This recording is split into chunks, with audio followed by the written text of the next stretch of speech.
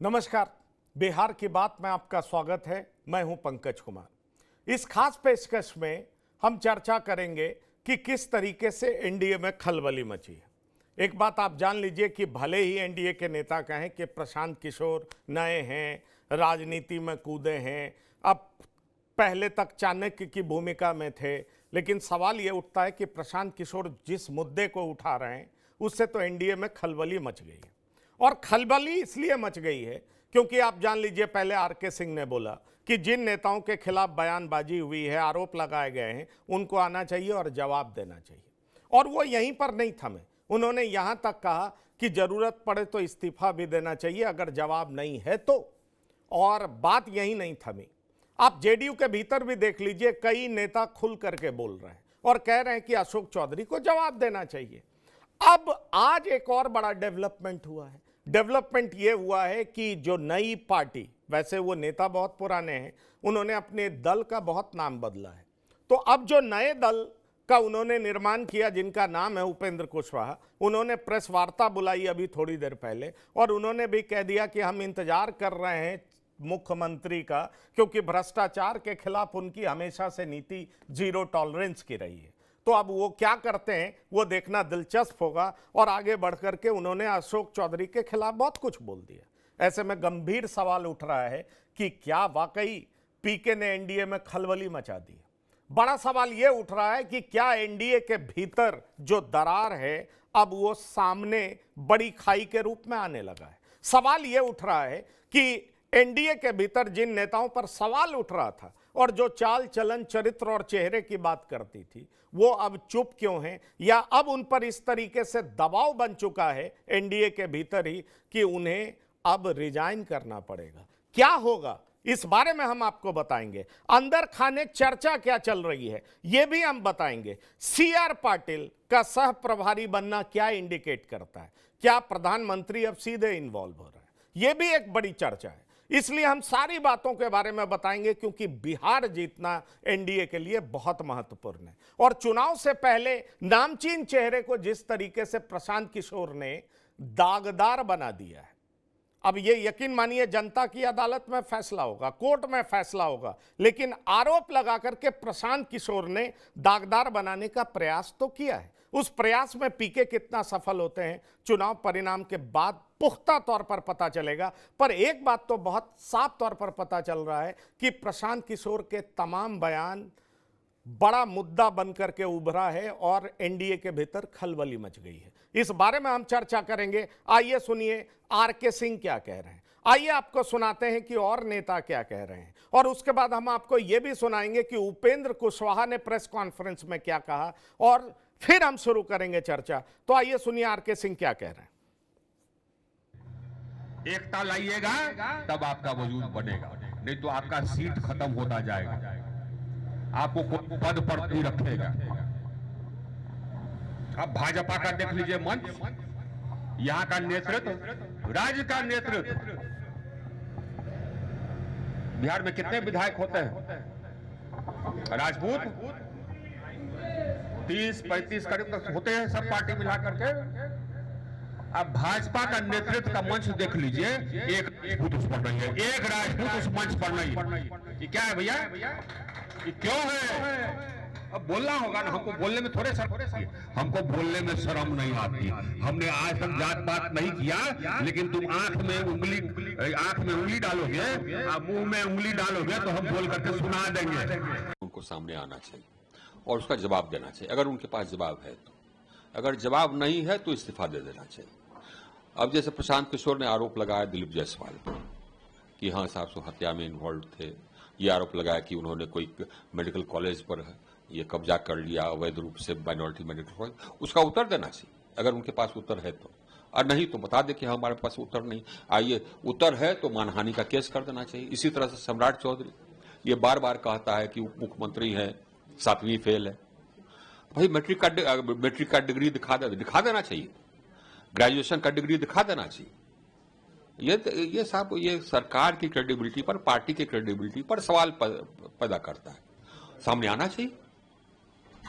तो जैसे कि मैं उनसे वाकिफ, मैं उससे सहमत हूं, जो जेडी के जो प्रवक्ता थे, मैं उनसे बिल्कुल सहमत हूं। कि सामने आके कहना चाहिए, जैसे अशोक चौधरी के बारे में उन्होंने कहा कि 200 करोड़ कहां से है। हमारे दल के मंत्री पर आरोप लगे और वह व्यक्ति खुद को कहे कि हमारे नीतीश कुमार जी मानस पिता है।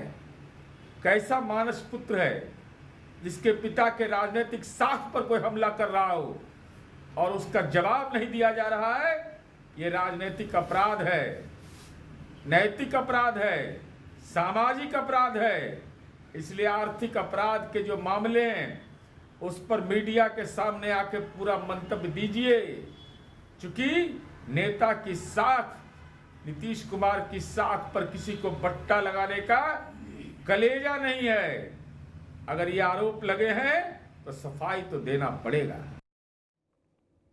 तो आपने सुना, और थोड़ी देर बाद हम आपको सुनाएंगे उपेंद्र कुशवाहा जो एनडीए के अहम घटक दल हैं वो क्या कुछ कह रहे हैं। लेकिन उससे पहले आपको लिए चलते हैं अपने मेहमानों के पास जो इस समय हमारे साथ जुड़ रहे हैं। जी हाँ, हमारे साथ जुड़ने वाले प्रवक्ता जनसुराज विवेक कुमार जी हैं। विवेक जी, आपकी मेहनत रंग ला रही है, आप तो बहुत खुश होंगे। तो चलिए, आपकी मेहनत किस तरीके से रंग ला रही है वो हमें दिखाई पड़ रहा है। निहोरा प्रसाद जी, प्रवक्ता जदयू, आप हमारे साथ जुड़े हैं, आपका भी बहुत स्वागत है। और प्रीति शेखर जी, प्रवक्ता भाजपा, आपका बहुत स्वागत है। और हमारे साथ वरिष्ठ पत्रकार पीयूष पंत जी भी हैं जो लगातार बिहार, झारखंड और देश की राजनीति पर नजर रखते हैं। आप सभी मेहमानों का बहुत स्वागत है। सबसे पहले मैं सुनना चाहूंगा कि दरअसल ये आवाज सिर्फ नीरज कुमार की है या निहोरा प्रसाद की भी है या जेडीयू में उन तमाम लोगों की है जो अपनी पार्टी को अलग इसलिए मानते हैं क्योंकि उनके नेता नीतीश कुमार हैं। निहोरा प्रसाद जी, जो नीरज कुमार कह रहे हैं, क्या आप उनसे सहमत हैं? नहीं पंकज जी, सहमत ही नहीं है। हमने भी इस बात को उठाया है क्योंकि जो कर्पूरी ठाकुर समाजवादी धारा से और जो नीतीश कुमार जी के धारा को समझता है वह निश्चित रूप से ये बात कहता है। और हमारे पार्टी में तमाम लोग सहमत है इस बात से कि जिन पर आरोप लगा है उनको पब्लिक डोमेन में बात सफाई देना चाहिए। हालांकि अब वो मामला मुझको लगता है कि खत्म हो गया। अशोक चौधरी जी ने पब्लिक डोमेन में आकर अपनी बात रखी भी है और न्यायालय भी गए हैं, तो अब वह मामला खत्म हो गया। जो हम लोगों ने कहा था वो उन्होंने किया और पब्लिक डोमेन में अपनी बात कही। तो इससे अधिक न्यायालय में चूंकि मामला चला गया है तो अब उस पर कोई बोलना उचित नहीं लगता। ठीक है। निहोरा प्रसाद जी, पर एक सवाल आपसे पूछना चाहता हूं। ये वही नीतीश कुमार की पार्टी है ना जो भ्रष्टाचार के खिलाफ जीरो टॉलरेंस रखते थे? वो कहते थे जब तक तुम क्लीन ना हो जाओ, जब तक ये आरोप खारिज ना हो जाए, तब तक कुर्सी पर मत बैठना। ये कुर्सी पे बैठने का तुम्हारा अधिकार नहीं है। क्या आपने कहा कि पार्टी के तमाम लोग इस स्वर में आवाज उठा रहे हैं? क्या आपको लग रहा है कि पार्टी के भीतर कहीं ना कहीं जो पार्टी के लिए जिन्होंने पसीना बहाया, खून बहाया, वो नेग्लेक्टेड फील कर रहे हैं और अभी भी वो मंत्री बने हुए हैं? आपकी आवाज पूरे तरीके से सुनी नहीं जा रही? नहीं, नेग्लेक्टेड नहीं है। और पार्टी में न नीतीश कुमार जी का जो जीरो टॉलरेंस है वह समाप्त हुआ है। देखिए, परिणाम सामने आएंगे जरूर, क्योंकि न्यायालय में मामला चला गया है। अगर आरोप क्या है ये तो न्यायालय अब तय करेगा। जनसुराज ने जो आरोप लगाया, इन्होंने जो जवाब दिया, और नीतीश कुमार कभी 3C से समझौता करने वाले नहीं है, हम जानते हैं। तो वो हालात जो था, जो हम लोग मांग किया था, वो अशोक चौधरी जी ने कहा और न्यायालय में मामला चला गया है, तो ऐसी स्थिति में अब कोई अधिक विशेष में उस पर नहीं बोल सकता हूँ। ठीक है, मत बोलिए। वो पार्टी के भीतर रहने का भी एक मजबूरी होता है और पार्टी धर्म भी निभाना पड़ता है। मैं समझ सकता हूँ, आपने इतना बोल दिया वही बहुत है हम लोगों के लिए।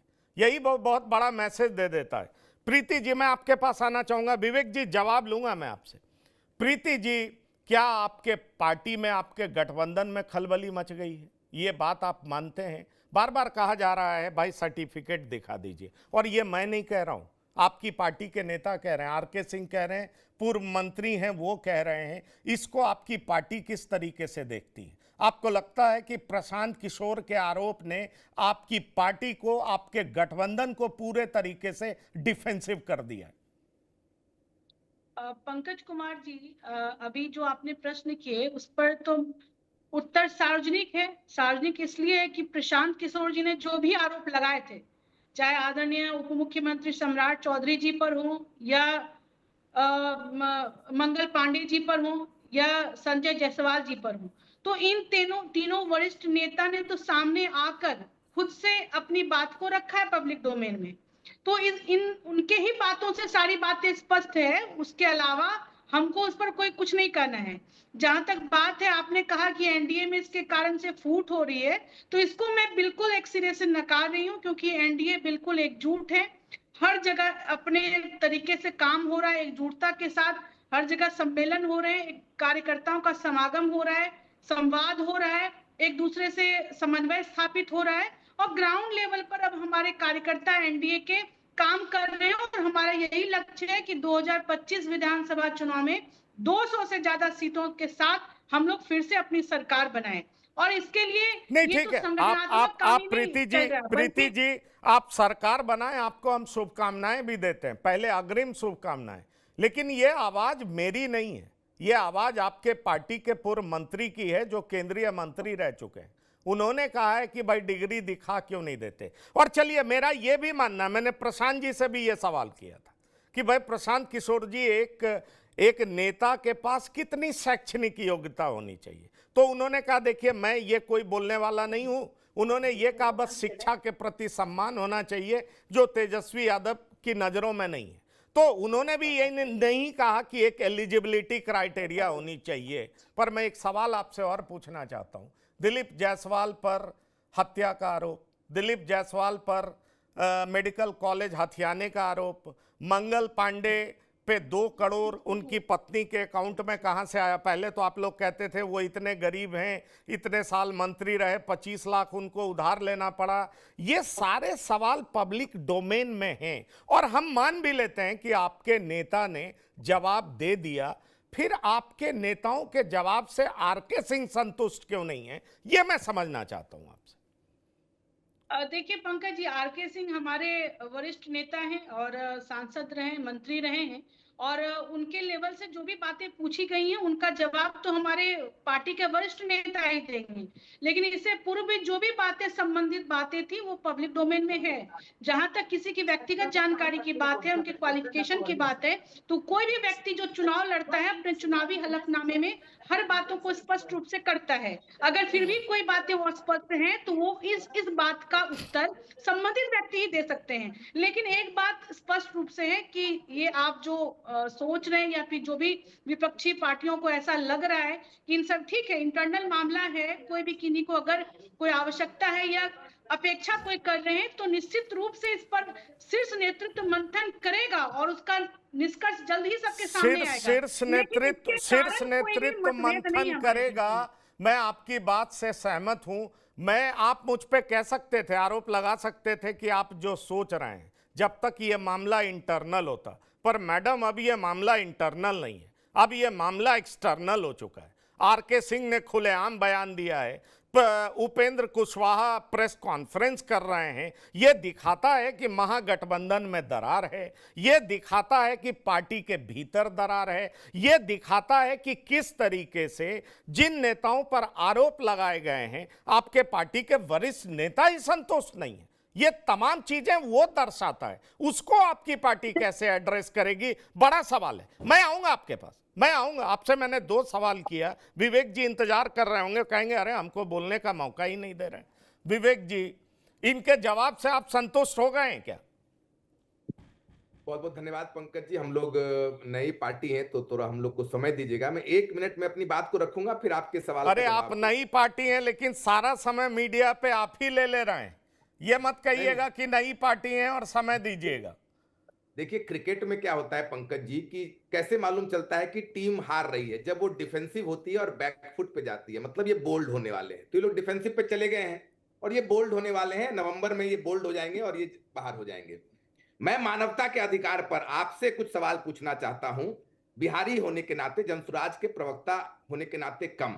जिस बिहार में 8 करोड़ से ज्यादा लोग 100 रुपए से कम कमा रहे हैं, जिस बिहार में महादलित और दलित परिवारों को 2 डिसमिल जमीन नहीं मिल रही है, जिस बिहार में 94 लाख परिवार को 2 लाख रुपए देने की बात हो रही थी, उनको 2 लाख रुपए नहीं मिल रहे हैं, जिस बिहार में अगर कोई गलत डिग्री से के साथ पकड़ा जाए तो उसको बाहर हटा दिया जाता है, रिजाइन ले लिया जाता है, जिस बिहार से बच्चे 12,000 नौकरी के लिए बाहर जा रहे हैं और अपना हड्डी गला रहे हैं 12-15 हजार रुपए नौकरी के लिए, उस बिहार में कोई मंत्री जिसको जनता ने चुना है 200 करोड़ रुपए का जमीन खरीद रहा है और कुछ उसके बारे में बता नहीं रहा है। उस बिहार में बिहार का उप मुख्यमंत्री 7वीं पास है कि 10वीं फेल है पता नहीं।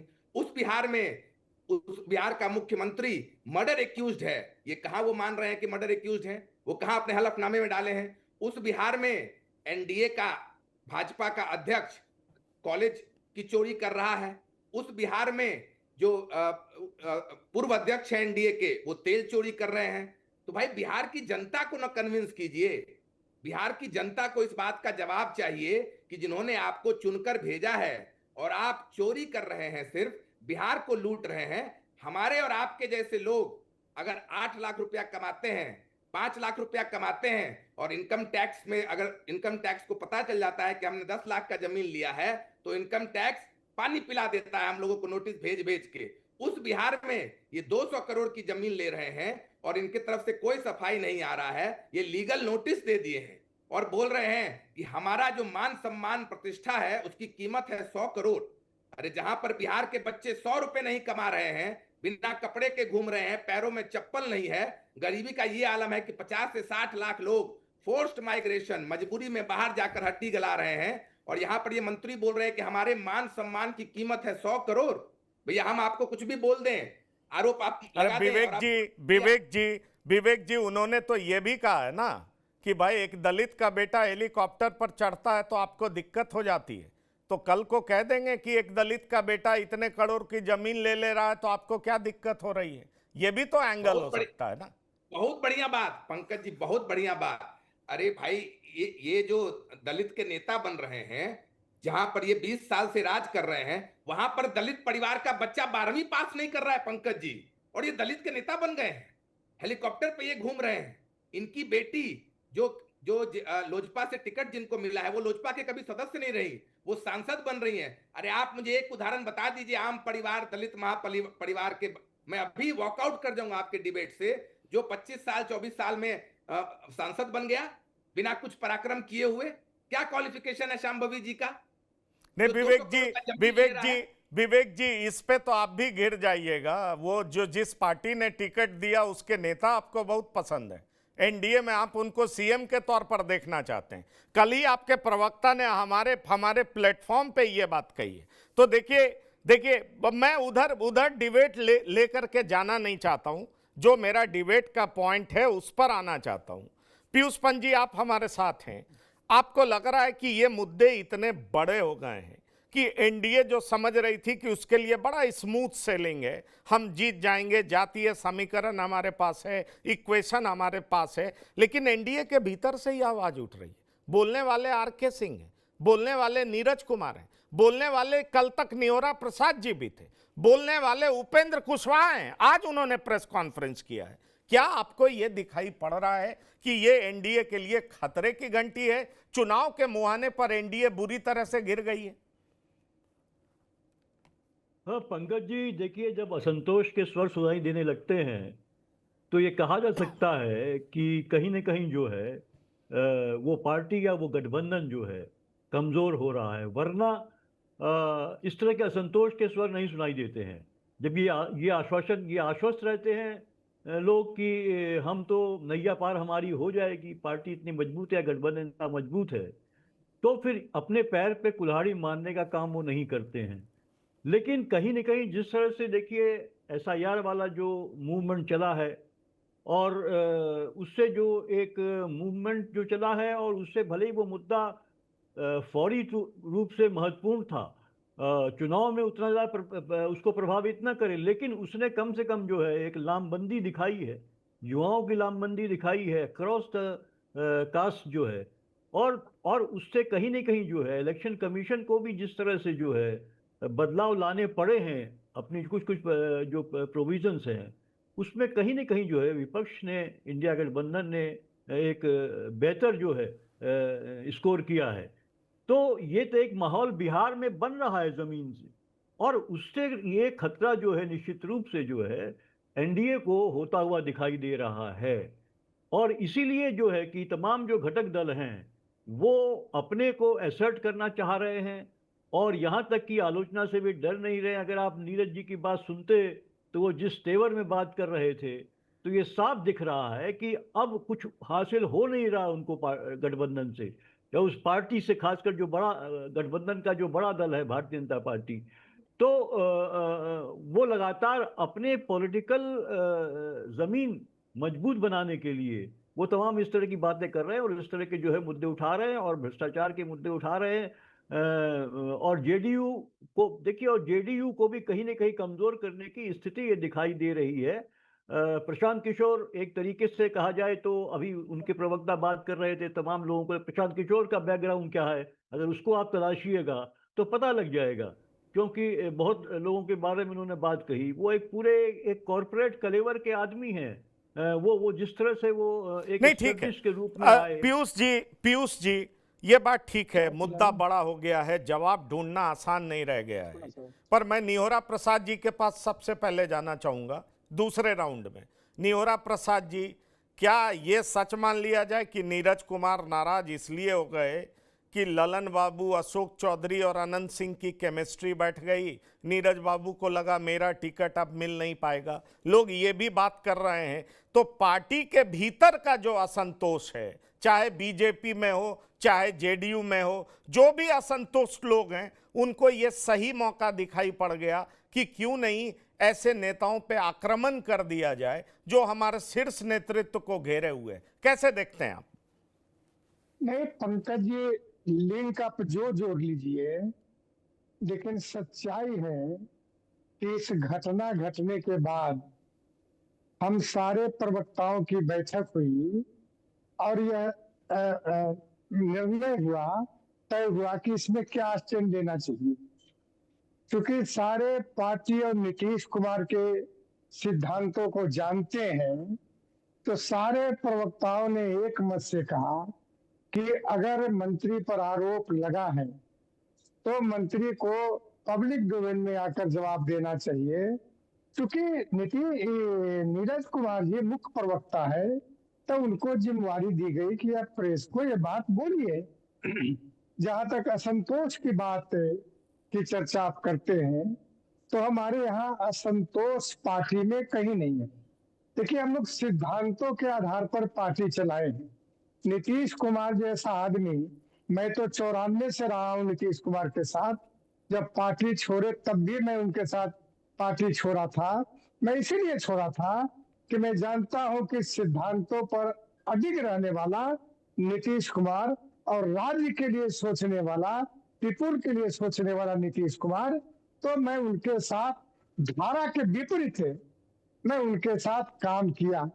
इसलिए कोई असंतोष की बात नहीं, जो जायज बात है, पार्टी की साख, नेता की साख बचा रहे, इसीलिए ये बात हम लोगों ने कहा था कि मंत्री को उत्तर देना चाहिए। ठीक है, मंत्री ने उत्तर दे भी दिया। ठीक है, लेकिन असंतुष्टि की बात यहीं से शुरू होती है ना निहोरा प्रसाद जी। 94 से आप साथ हैं और बीच में कोई आता है, एमपी बन जाता है, मिनिस्टर बन जाता है, और आप लोग वफादारी निभा रहे हैं, तो असंतुष्टि तो इस वजह से भी हो सकती है ना। ये मेरा सवाल है। लेकिन अगला सवाल भी मैं आपसे आ रहा हूं, आपके पास आ रहा हूं। ये असंतोष प्रीति जी आरके सिंह में भी आप देख रही हैं। आरके सिंह, क्योंकि मैं ऐसा इसलिए कह रहा हूं, लंबे समय से मंत्री नहीं है, चुनाव हार गए, आरोप लगाया, बीजेपी के कई नेताओं ने उनको हराया, बहुत लंबे समय से इंतजार कर रहे थे कि बीजेपी कुछ ना कुछ उनको देगी। अब आरके सिंह हिंदुत्व की बात ना करके जाति पर उतर आए हैं और कह रहे हैं कि राजपूतों को महज इतनी सीटें। इसको कैसे देख रही हैं आप? पार्टी आपका कैसे एड्रेस करेगा? क्योंकि ये उनको बड़ा राइट टाइम लग रहा है कि बीजेपी के प्रदेश इकाई पर अटैक करें, और साथ ही साथ जिन लोगों ने इनके चुनाव को सबोटाज किया, जिन लोगों ने इनको हरवाया, मंत्री नहीं बन पाए, तो उसकी नाराजगी अब बाहर दिखाई पड़ रही है। आपकी पार्टी में भी असंतोष है, मानती हैं आप इस बात को? पंकज जी, एक बात से मैं इत्तेफाक रखती हूँ कि लोकतंत्र में हर किसी को अपनी बोलने की आजादी है, अभिव्यक्ति को व्यक्त करने की आजादी है। और देखिए, राजनीतिक दलों में ऐसा चलता रहता है, कोई भी राजनीतिक दल इसे अछूता नहीं है, चाहे वो इंटरनली हो या एक्सटर्नली हो। यानी कि अपने कार्यकर्ताओं के बीच में ही सब लोग नेताओं की बात मान लें, ये कोई जरूरी नहीं होता। लेकिन वो आंतरिक लोकतंत्र है, इसीलिए सभी लोग अपनी बातों को रख पाते हैं। वो अगर कुछ उनको कहना है तो वो कह पाते हैं, इसलिए क्योंकि भारतीय जनता पार्टी एक लोकतांत्रिक पार्टी है, इसमें सभी लोग अपने अपने बातों को व्यक्त करते हैं। दूसरी बात, जहां तक आपने कहा आरके सिंह जी हार गए या वो अब मतलब हिंदुत्व की बात ना करके राजपूत की बात कर रहे हैं, तो देखिए हर किसी के साथ कोई भी, अब ये उनका व्यक्तिगत भाव हो सकता है, लेकिन यदि पार्टी की बात की जाए तो पार्टी में सभी जातियों का समानुपातिक जो एक प्रतिनिधित्व होना चाहिए वो है, और हर वर्ग का प्रतिनिधित्व हमारी पार्टी करती है। हर, चाहे जाति धर्म संप्रदाय की बात करें, हर वर्ग की बात करें, चाहे महिला की बात करें, युवा की बात करें, किसी भी जाति की बात कर लें, तो हर किसी का प्रतिनिधि है हमारी पार्टी में। और जहां तक बात रही कि भारतीय जनता पार्टी या फिर अन्य, आपसे भारतीय जनता पार्टी की बात ना करें, मुझे लगता है अगर इस पर यदि बहस चलेगी तो बहुत लंबी दूर तक जानी चाहिए। राजनीतिक शुचिता की बात, या फिर जैसा कि आपने कहा कि लंबे समय तक कोई कार्यकर्ता किसी संगठन में पूरा दिलो जान से काम करता हो और अचानक से कोई आकर टिकट प्राप्त कर लेता हो, तो ये सोचना मात्र भाजपा का काम नहीं है, ये सोचना सभी पार्टियों का काम है कि हर दल में कोई आयातित होते हैं, कोई यहाँ से जाते हैं, तो ऐसा कैसे समभाव बन सके, कैसे लोगों को सम्मान मिल सके। या कभी कभी तो ऐसी परिस्थितियां होती हैं कि चुनाव जीतना मतलब उसका एक मात्र मापदंड ये नहीं हो सकता। मुझे लगता है ये डिबेट डाइग्रेस हो रहा है, ये डिबेट डाइग्रेस हो रहा है। विवेक जी, आ रहा हूं आपके पास। ये डिबेट डाइवर्ट ना हो, डाइग्रेस ना हो, ये हमारा इरादा बिल्कुल नहीं है। देखिए, असंतुष्ट तो हर पार्टी में होता है, ये सच बात है। जनसुराज अभी नई पार्टी है, जनसुराज भी टिकट बांटेगी तो हर विधानसभा में कई असंतुष्ट होंगे। प्रीति जी, मैं आ रहा हूं आपके पास। आप आनंद मिश्रा जी ने छोड़ा। हाँ, मैं आ रहा हूं आपके पास, लेकिन एक सवाल सिर्फ पार्टी के भीतर ही नहीं है, और ये निहोरा प्रसाद जी और प्रीति जी, आप दोनों के लिए सवाल है, फिर मैं विवेक जी आपसे जवाब लूंगा। देखिए, ठीक है, पार्टी के भीतर असंतुष्टि होना स्वाभाविक है, और क्यों ना हो। 94 से नीतीश कुमार के साथ हैं, समता पार्टी में थे, अभी जेडीयू में हैं, और इनके सामने नए नए लोग आए, मंत्री बन गए, और जनसुराज की आरोप को अगर कुछ हद तक भी सही माने तो भाई 200 करोड़ की जमीन खरीद लिए, ये आरोप जनसुराज लगा रहा है। और निहोरा प्रसाद जी के मन में दर्द क्यों नहीं होगा कि हम एमपी नहीं बने, हम मंत्री क्यों नहीं बने? तो ये बड़ा स्वाभाविक है, ये बड़ा स्वाभाविक है। इस बात को मैं ना तो व्यंग्य के लहजे में बोल रहा हूं, ना मैं व्यंग्यात्मक हूं, ना मैं बोलना चाहता हूं, और इस परेशानी से हर पार्टी ग्रसित है। पर सवाल यह उठता है कि इस समय, इस जंक्चर में, जब एनडीए में कोहराम मचा हो, चलिए आपने अपने लोगों को समझा लिया, अशोक चौधरी जी बोल लिए, ठीक है, बीजेपी के तीनों नेताओं ने जवाब दे दिया, पर उपेंद्र कुशवाहा के उस बयान का क्या कहेंगे? निहोरा प्रसाद जी जो वो कह रहे थे, जिस नेता ने भ्रष्टाचार के खिलाफ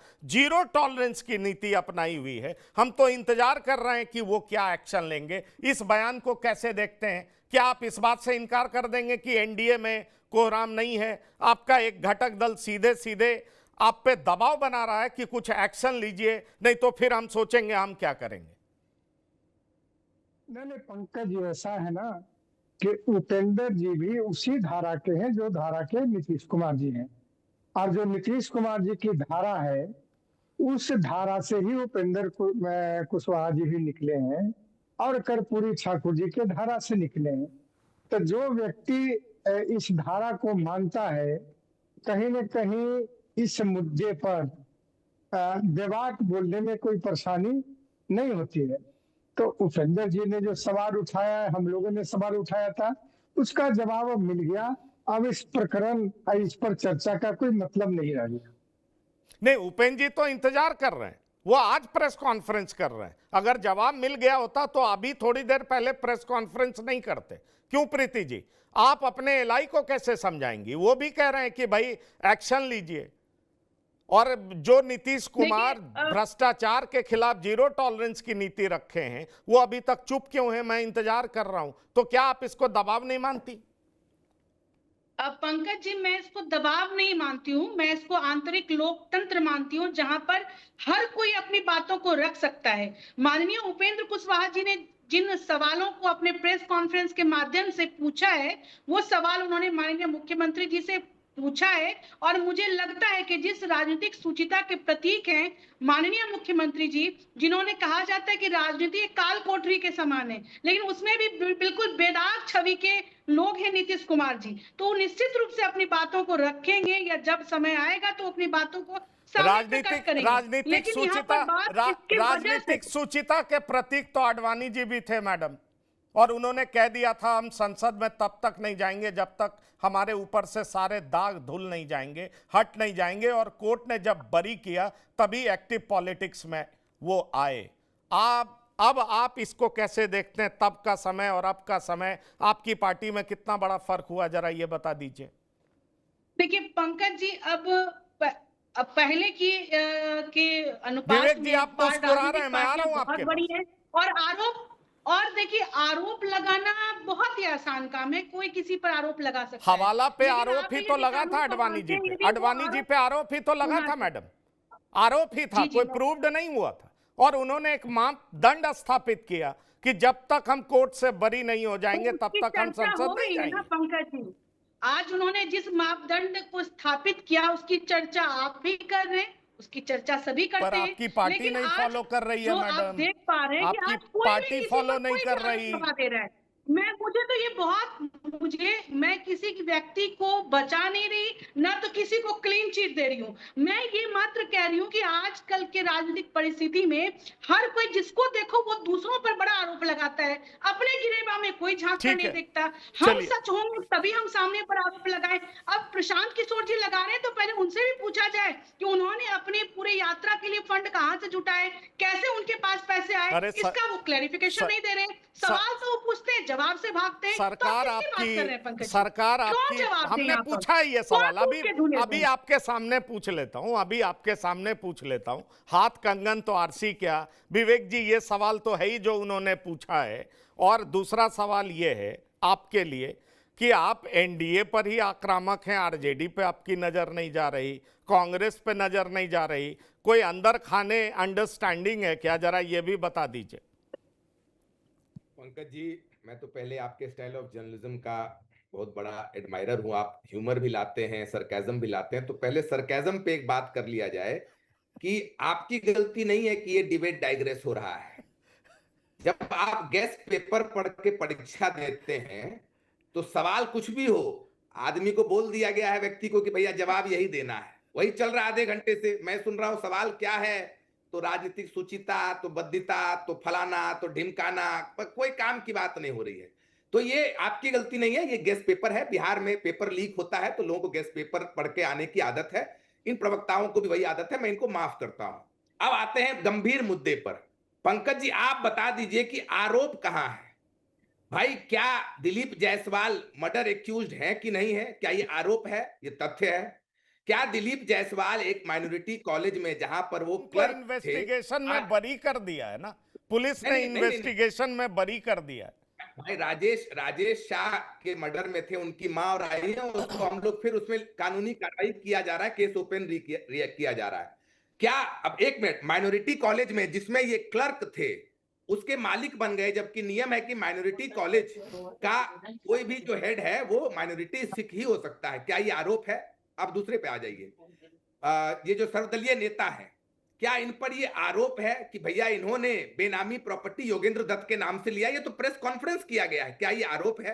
क्या ये आरोप है कि 40 करोड़ की जमीन इन्होंने ली है? 200 करोड़ हम बोल रहे हैं, लेकिन तथ्य हमने 40 करोड़ का दिया है। क्या ये आरोप है? ये तो तथ्य है। क्या ये आरोप है कि सम्राट मौर्य उर्फ राकेश कुमार उर्फ सम्राट चौधरी ये 7वीं फेल है? क्या ये आरोप है? ये तो उनके हलफनामे में है। क्या ये आरोप है कि वो 10वीं पास नहीं किए हैं? ये आरोप नहीं है। क्या ये आरोप है कि वो मर्डर के सिलसिले में एक्यूज्ड हैं और 3 से 5 महीने जेल में रहे थे?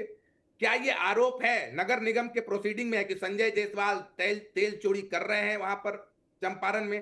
क्या ये आरोप है कि जो मंगल पांडे हैं वो बता रहे हैं कि भाई कोविड के दौरान जहां हम लोग को वैक्सीन नहीं मिल रहा था, अस्पताल में बेड नहीं मिल रहा था, लोगों को ट्रेन नहीं मिल रहा था, लोगों को आने जाने का कोई खर्चा नहीं मिल रहा था, लोग त्रस्त थे, उस समय 1 करोड़ों की संपत्ति दिल्ली में ले रहे थे? क्या ये आरोप है?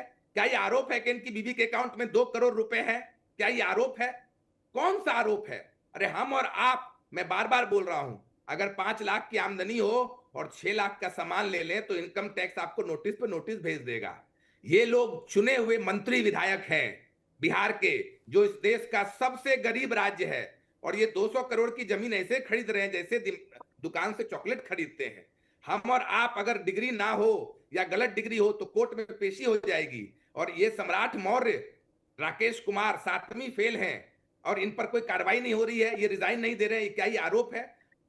सॉरी, लाइट चली गई है। दूसरी बात, ये जो प्रशांत किशोर पर बता रहे हैं, तो आपने बोल ही दिया कि भाई प्रशांत किशोर तो पटना में बैठे हुए हैं, गांव गांव घूम रहे हैं, आपकी सरकार है, आप प्रेस कॉन्फ्रेंस क्यों कर रहे हैं?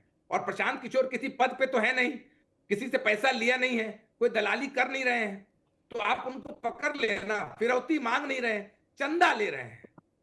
और जहां तक बात हुई, काश जल्दी, मैं उम्मीद करता हूं लाइट आ जाए, एक बहुत महत्वपूर्ण मुद्दा आपने उठाया कि राजद और कांग्रेस पे क्यों नहीं बोल रहे हैं। अरे ये सवाल तो हम लोगों का है पंकज जी, ये सवाल तो हम लोगों का है कि राजद और कांग्रेस कुछ क्यों नहीं बोल रही है।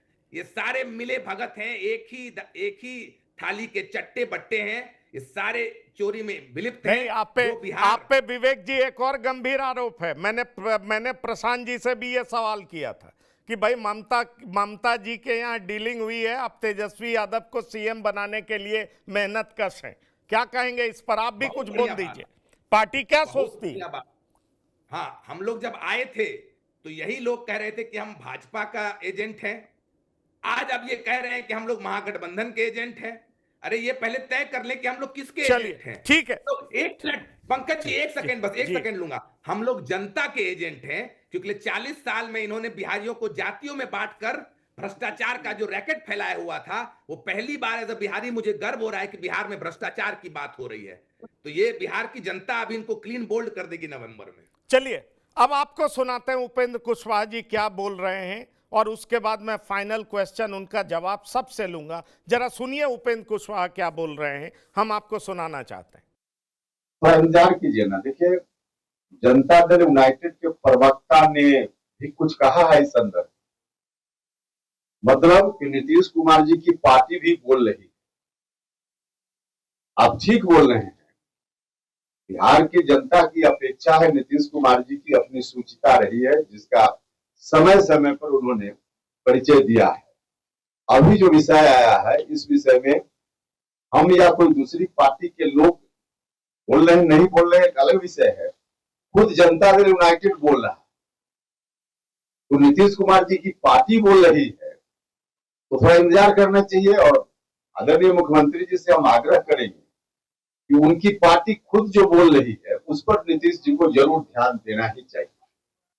तो दस्तावेज भी पेश कर दिया गया, तो ने कहा था राजीव, उन्होंने तो कहा ना, दस्तावेज आते हैं सामने। अब ये तो जवाब व्यक्तिगत कहिए कि जिनके ऊपर आरोप लगा है वो क्या करेंगे, उनका विषय है, उसमें हमारा कोई इंटरफेरेंस नहीं। मुख्यमंत्री जी के बारे में आपने कहा कि जीरो टॉलरेंस की बात, तो उस पर हम कह रहे हैं कि निश्चित रूप से जीरो टॉलरेंस की बात न सिर्फ नीतीश जी कहते रहे बल्कि करते भी रहे, समय समय पर दिखाते भी रहे।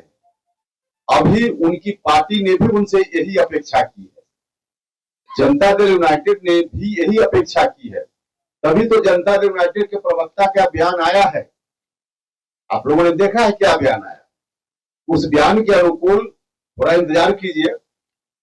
नीतीश जी से, मुख्यमंत्री जी से मेरा भी आग्रह है, जनता दल यूनाइटेड के प्रवक्ता के द्वारा दिए गए बयान का मैं 100% अपनी पार्टी की ओर से समर्थन करता हूं।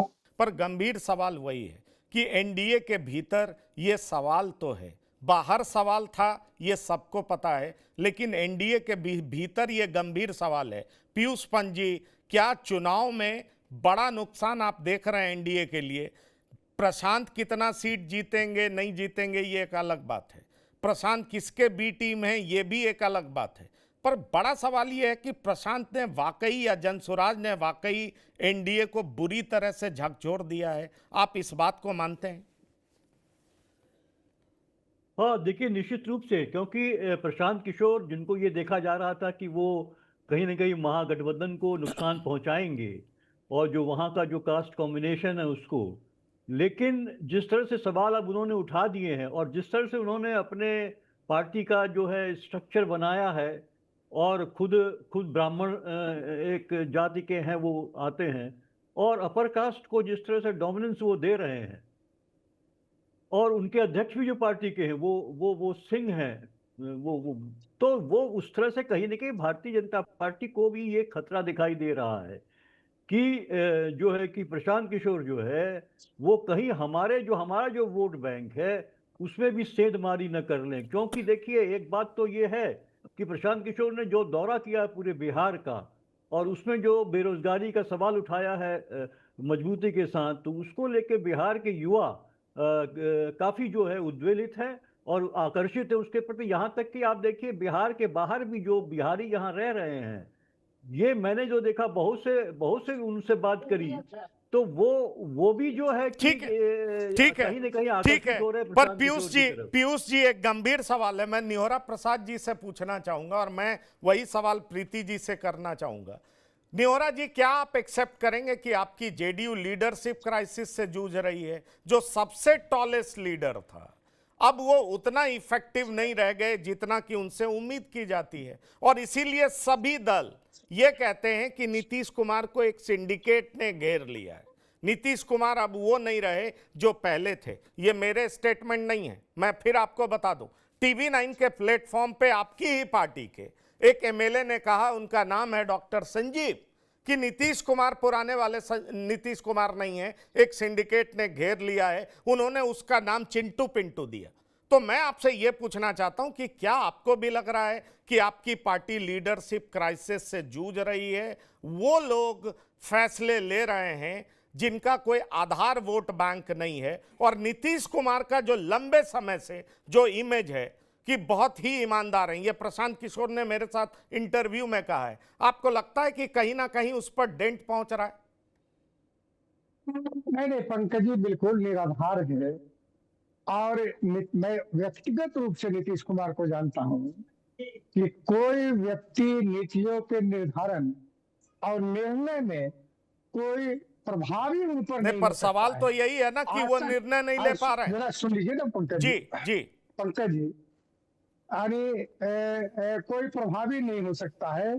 शुरू से आज तक, अभी तक मैं देखा हूं, चाहे जितनी योजनाओं की घोषणा हो रही है, आज भी घोषणा 75 लाख लोगों के, महिलाओं के खाते में 10,000 रुपया गए, तो ये तो नीतीश कुमार हर निर्णय किसी के प्रभाव में आकर नहीं करते, अपनी जो उनका सोच है कि बिहार के पीपुल के लिए क्या होना चाहिए, उसके आधार पर वो करते हैं। तो इसलिए ये आरोप इसीलिए लगाए जा रहे हैं कि नीतीश कुमार को कमजोर कैसे किया जाए, एक नैरेटिव कैसे गढ़ा जाए, ये इसीलिए विपक्ष भी बात बोल रहा है और नैरेटिव कुछ मीडिया के लोग भी गढ़ रहे हैं। मैं आज भी जानता हूं कि बिहार के लिए जितना तत्पर या मेहनत नीतीश कुमार कर रहे हैं, हम देख रहे हैं प्रत्येक दिन कहीं न कहीं कोई कार्यक्रम, शिलान्यास, उद्घाटन, निरीक्षण कर रहे हैं मुख्यमंत्री, एक किसी के इशारे पर। भाई नेता है तो नेता के इर्द गिर्द तो बहुत सारे लोग रहते हैं जो हमारे रहते हैं, तो उसका प्रभाव थोड़े नेता पर नीतियों निर्धारण में होता है। इसीलिए बिल्कुल आरोप निराधार है। नीतीश कुमार स्वयं अपने, आपको आश्चर्य होगा कि भारतीय जनता पार्टी के साथ रहते हुए भी वैसे निर्णय लिया नीतीश कुमार जी ने कि मुसलमानों के लिए, लेकिन लिया निर्णय तो नहीं, पर नीतीश कुमार की अपनी सोच है, अपने चलिए सिद्धांत है। न्योरा प्रसाद जी, हम लगातार मिलते रहेंगे, पर हाँ मैं आ रहा हूं विवेक जी। न्योरा प्रसाद जी, पर नीतीश कुमार, पहले वाले नीतीश कुमार होते तो बार बार पुल नहीं गिरता, ये बात जान लीजिए। ये बहुत बड़ा गंभीर आरोप है, और ये आरोप मेरे नहीं है, आपकी पार्टी के एमएलए के आरोप है। ये मेरे आरोप नहीं है, आपकी पार्टी के एमएलए के आरोप है। डॉक्टर संजीव की बात कर रहा हूं। आप वरिष्ठ पत्रकार हैं, कोई आरोप लगाने के पहले उन तथ्यों को भी जानकारी जरूरी है। जो पुल गिरे हैं, अंग्रेजों के जमाने में पुल बने थे, एमपी फंड से पुल बने थे। आप अपने पत्रकारों को भेजकर जो पुल गिरे हैं उसकी जानकारी ले लीजिए। जो 50 साल पहले बने हैं वो पुल गिरे हैं। हाँ, एक आध पुल बनते वक्त जरूर गिरे हैं जिसकी जांच हुई, लेकिन जो नाहक नैरेटिव गढ़े जा रहे हैं, अगर मुझको कहते तो मैं आंकड़ा दे देता कि किस पुल, कौन सा पुल गिरा, कब बना था, कौन सा पुल गिरा, कब बना। ये सब पुराने जमाने ठीक है, ठीक है, ठीक है। अब समय की कमी, आपने अपनी बात रख दी। निहोरा जी, आपने अपनी बात रख दी। प्रीति जी, आपको भी लग रहा है आपकी पार्टी लीडरशिप क्राइसिस से जूझ रही है, आपको नेता आयतित करना पड़ रहा है, अंदर बहुत ज्यादा असंतोष है, मानती हैं आप इस बात को? बिल्कुल नहीं पंकज जी, मेरे यहाँ किसी भी नेतृत्व के अंदर कोई भी क्षमता, अरे आपके प्रदेश अध्यक्ष दूसरे दल से आए हैं, प्रदेश अध्यक्ष दूसरे दल से आए हैं, डिप्टी सीएम कई पार्टी घूम चुके हैं। अब ये समझिए, प्रदेश अध्यक्ष दूसरे दल का हो, इस पर बहुत सवाल है। मैं अभी बिहार से घूम करके आया हूं, कई लोग इस पर सवाल उठा रहे हैं कि ये हो क्या रहा है हमारी पार्टी में। इसलिए मैंने आपसे पूछ लिया कि क्या आपकी पार्टी में लीडरशिप क्राइसिस है क्या? जरा एकदम छोटा आंसर दीजिएगा, हाँ ना। देखिए, लीडरशिप क्वालिटी एक क्वालिटी होती है, उसके लिए किसी राजनीतिक दल से जुड़ा होना आवश्यक नहीं है। किसी के अंदर यदि पोटेंशियल है तो कहीं भी जाकर अच्छा कर सकता है, और किसी के अंदर, हमारे देश के नेतृत्व ने अगर किसी के अंदर उस क्षमता को आंका है, देखा है, परखा है, तभी तो उस दायित्व को देने का काम किया है।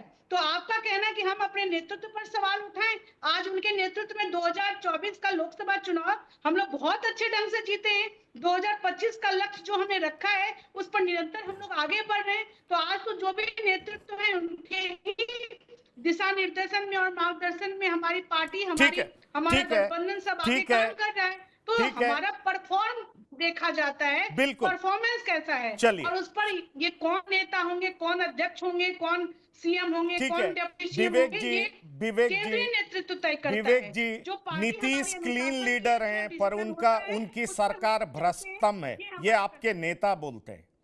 और जिस तरीके से बीजेपी के नेताओं पर भी आपने सवाल उठाया है, आपको क्या लग रहा है कि एनडीए लीडरशिप क्राइसिस से खास तौर पर जेडीयू और बीजेपी जूझ रही है? आप मानते हैं इस बात को, इसीलिए आपको चिराग सबसे बेहतरीन नेता लगते हैं?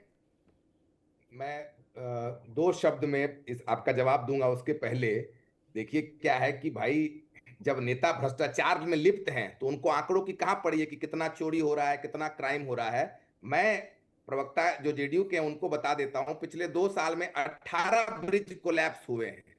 अब ये 18 ब्रिज अंग्रेज के जमाने के हैं, तो अब ये यही बता पाएंगे कि 18 ब्रिज अंग्रेज के जमाने के हैं, और डेटा हमसे ले लें, आपके को डेटा दे देंगे।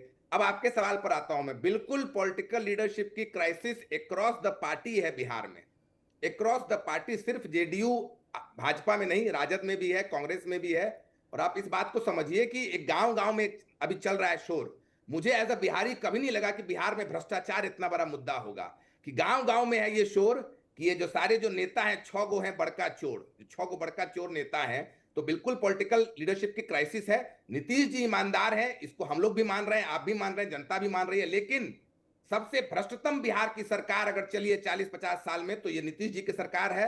और उसके ये 6-7 नेता जो हैं, ये पूरा लूट मचाए हुए, उसी तरीके से जैसे यूपीए में मनमोहन सिंह बोलते हैं कि हिस्ट्री वुड जज मी फेयरली, पर उनके नेतृत्व में सबसे करप्ट सरकार चली थी। चलिए, उसी प्रकार चलिए मुझे लगता है और भ्रष्टतम सरकार है।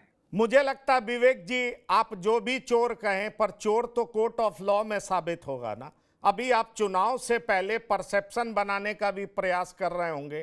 कई स्टेट में ऐसी पार्टी के नेताओं ने किया है। आप पर एक गंभीर सवाल है कि क्या आप सिर्फ चुनाव में नैरेटिव बना रहे हैं या आप इसको कोर्ट ऑफ लॉ में भी जाएंगे और उन तमाम लोगों को पनिश करवाएंगे जिन पर आप आरोप लगाएं? तो मुझे लगता है आपकी क्रेडिबिलिटी बहुत ज्यादा बनेगी। लोगों को लगेगा कि बिहार का पैसा जिन लोगों ने हथियाया, जो आप आरोप लगा रहे हैं, उनको अगर आपने सजा दिला दी या दिलवा दी तो मुझे लगता है आपकी क्रेडिबिलिटी के लिए बहुत बड़ी बात होगी। पर अभी ये सवाल उठ रहा है, आप भी सवालों के घेरे में, कि चुनाव से पहले ये आरोप किस हद तक कोर्ट ऑफ लॉ में खड़ा हो पाएगा, ये देखने वाली बात है। बहरहाल समय की सीमा समाप्त हो रही है, इसलिए हमें चर्चा करने में बहुत मजा आ रहा था।